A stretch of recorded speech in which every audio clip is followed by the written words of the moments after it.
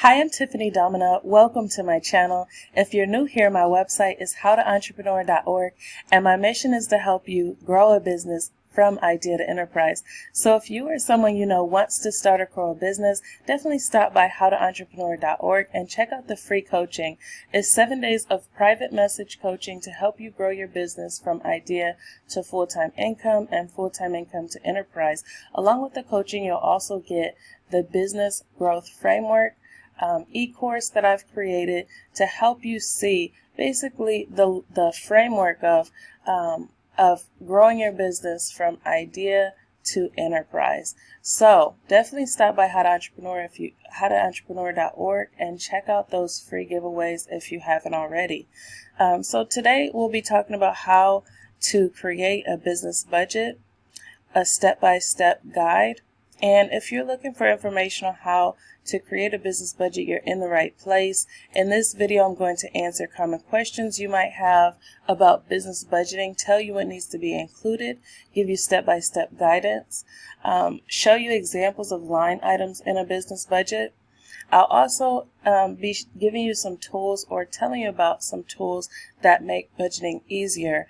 And I'll direct you to some additional resources in case you want to brush up your skills even more on the topic of budgeting. So if that sounds good to you, let's go ahead and get started. So first, let's talk about successful businesses and budgets. So you may have seen the entrepreneurs who look like their businesses are going really well. Their revenue is growing, they pay themselves well, and they seem to be very happy as a result. Then on the other hand, there are the other businesses that never pay things on time. They have bill collectors calling them nonstop. They may not pay themselves, so they might basically be doing all this work and not able to pay themselves at the end. They can't keep employees because of complaints about payroll being done wrong. They get late fees all the time. They pay double or triple what they should on products and services they purchase due to bad credit and late payment. And oftentimes they even get shut down because of their disorganization with their finances. What you may not know is that in order to get those ideal results, one practice successful businesses implement is business budgeting. Either the business owner or someone in the company has to take the time and do the math to track where money is coming in and where it's going out. Whether you like math or not, every entrepreneur is going to run into math in some way or another. You have to set prices, plan how many sales you'll need, calculate your operating expenses, measure your lifetime customer value, and there's so many more things you'll have to do. It's nearly impossible to stabilize and grow a business without budgeting. So, 3 common questions about business budgeting. After attending several events and doing lots of research to find out what main concerns entrepreneurs have, I've been able to see 3 very common questions, and I want to start the business budgeting conversation by answering these 3 questions. So the first question is, what should you include in a business budget? And these are the most important components that should be included in a business budget. First, your income sources. Where are you getting your money from? Your fixed expenses, your variable expenses, your working capital, one-time spends, just in case, or your rainy day fund, projections. So these are some things that should be included into your business budget. Now, what do I do before I have a pattern? This is another question that entrepreneurs ask very often. Many entrepreneurs struggle with identifying how much they should spend on materials, equipment, payroll, and other operating expenses. They also struggle with identifying how much income to expect because of the inconsistency that is normal for various phases of business growth. And I think we all hit these patches. So before there's a clear pattern, it's important to network, especially with those in your industry, so you can have an idea about the trends in your industry.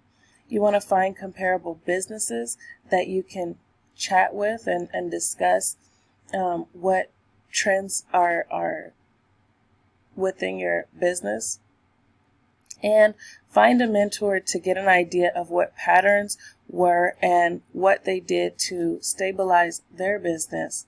With experienced advisors, you can get insight that lets you know better what to expect. It can also help you to see if you're making any mistakes and what you can correct and how you can improve the growth of your business.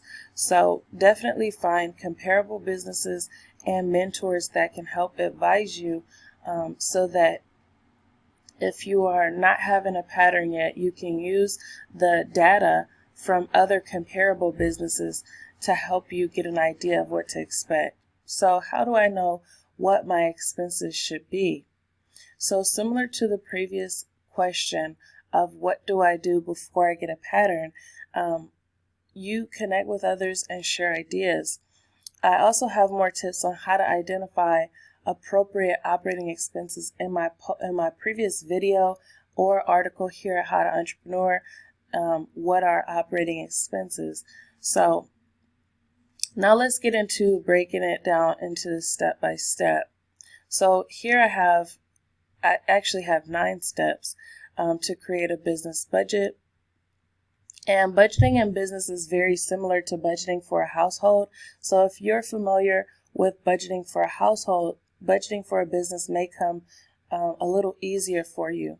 If you're not, it might be more of a learning curve. But when it's not done, it's much easier to get sidetracked or distracted. So budgeting is a way to make sure financial priorities are taken care of in order and other things are done in a way that gives precedence to the business health. So here are 9 steps to create a business budget that make sure the priorities are taken care of and the business finances stay healthy. So step number 1, you want to determine your income sources.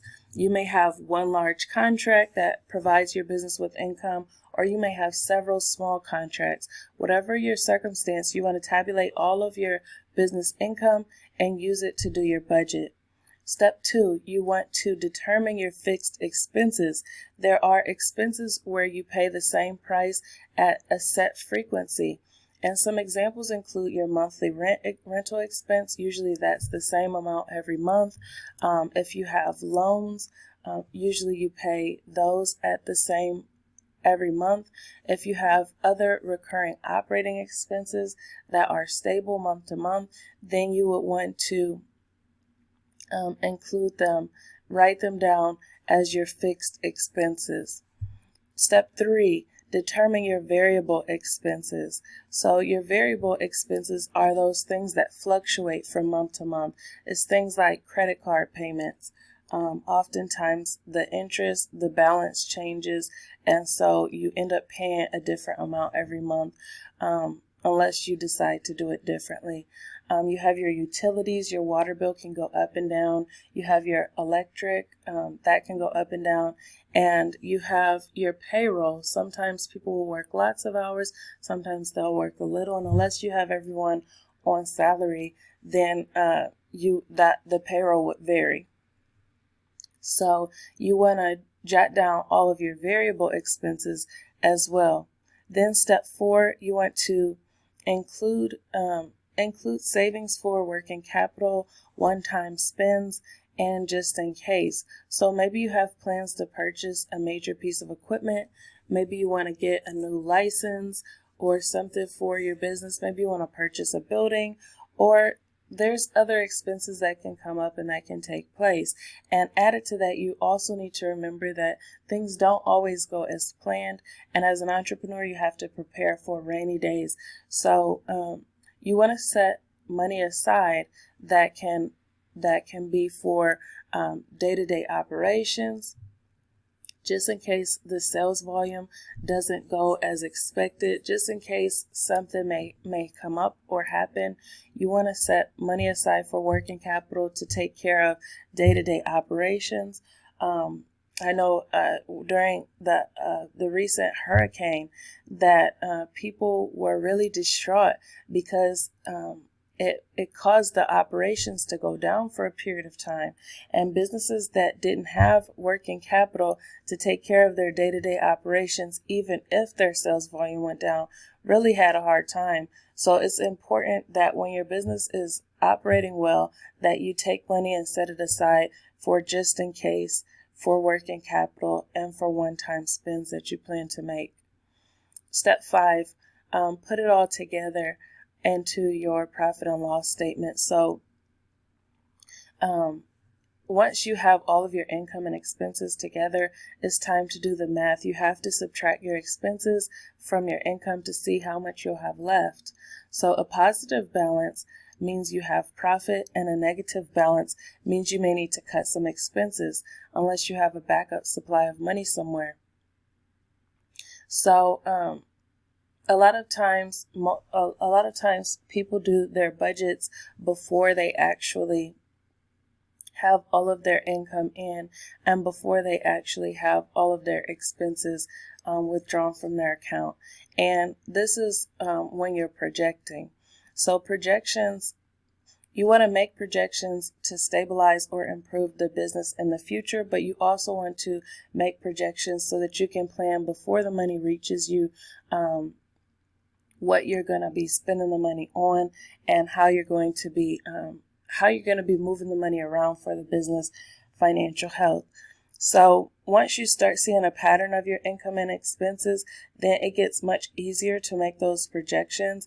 You'll start to gain confidence in how well you can sell and how many customers you usually have.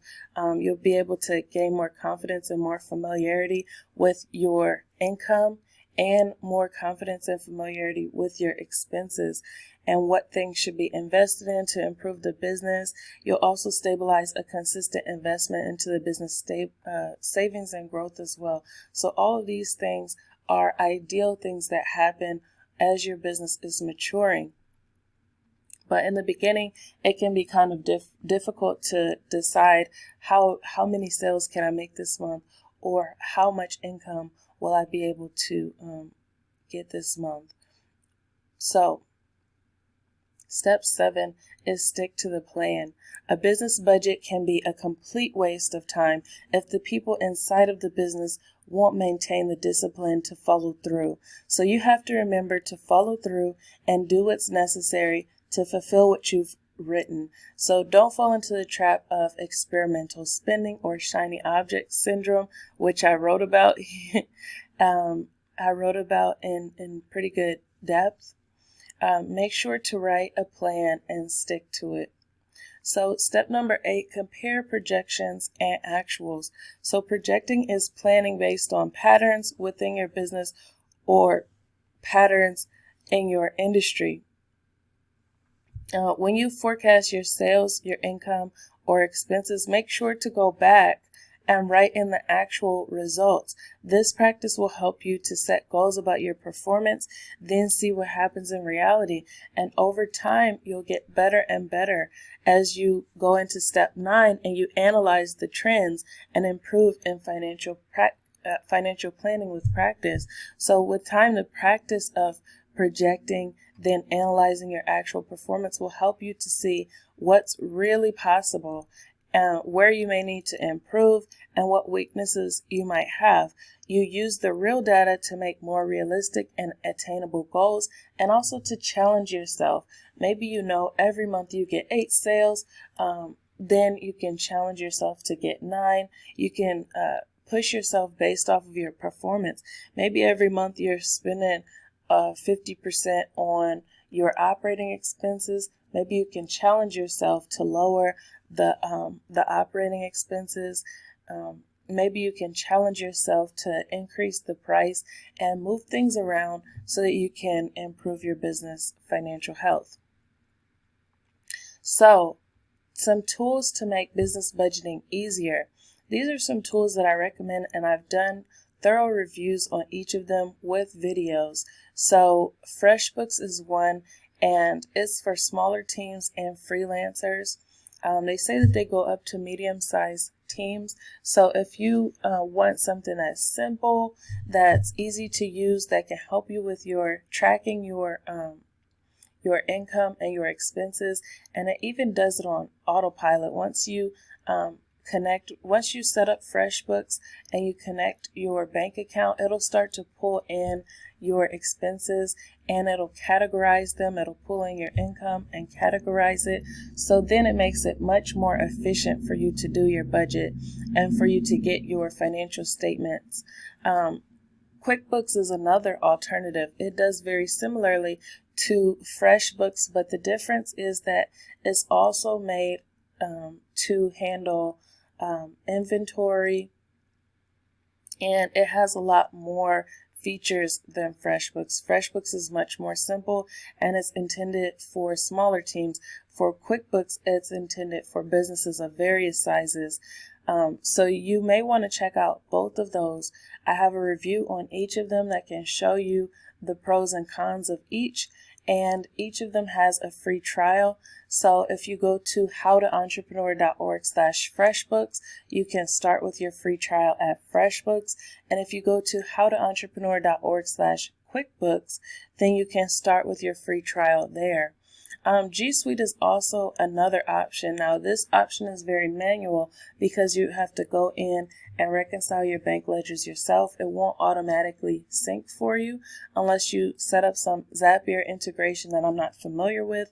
But G Suite can be used to make spreadsheets and to collaborate on them. So it's still something that you may want to consider. I know that QuickBooks and FreshBooks can export into different spreadsheet file types, so you can actually use FreshBooks and use QuickBooks and export the data onto a document that you can collaborate on. So definitely check out my G Suite review if you're interested in G Suite for business budgeting. You can also go to howtoentrepreneur.org/G Suite if you're interested in that. So some sources for additional information on business budgeting. If you want a class that goes step by step on how to do a business budget, then I recommend you check out this class at Udemy.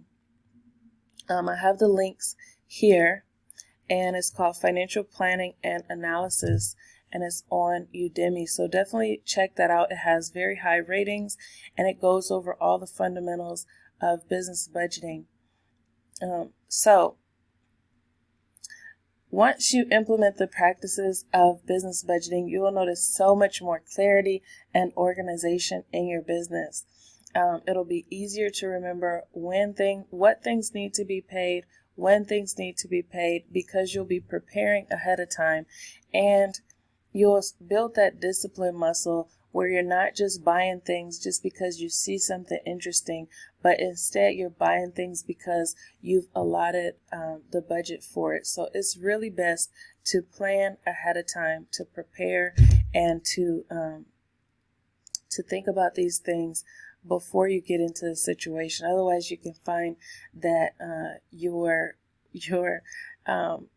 you'll get tempted to buy things that maybe you shouldn't, and it'll make your business finances a little off. So you may not start off good at it, but with time and practice, you'll get better and better at business budgeting, and it will positively impact your business.